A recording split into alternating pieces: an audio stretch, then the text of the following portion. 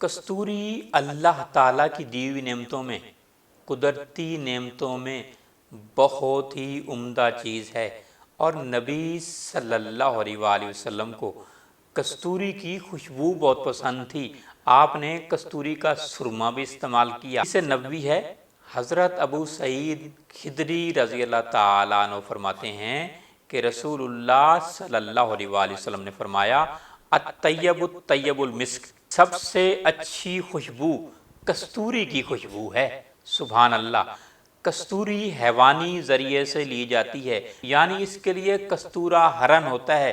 जब हरन फुल मस्ती में होता है, यानी नर हरन जो है कस्तूरा हरन, तो फिर अपने पाँव से खुरच कर वो कस्तूरी नीचे फेंक देता है। यही कस्तूरी असल कस्तूरी है, हैवानी ज़रिए से, नेचुरल तरीके से।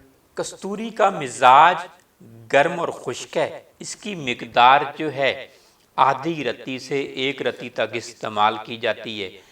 दिल दिमाग को मुअत्तर करने के लिए, दिल और दिमाग की ताकत के लिए, आसाब की ताकत के लिए।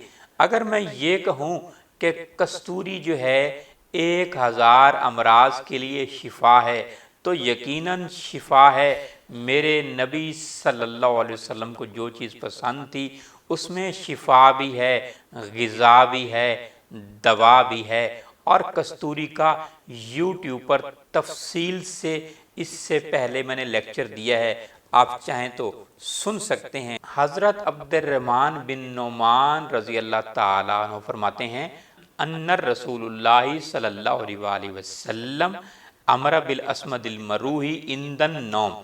रसूलुल्लाह सल्लल्लाहु अलैहि वसल्लम ने फरमाया, रात को अस्मद का मरू सुरमा लगाया करो, ये मुफीद है।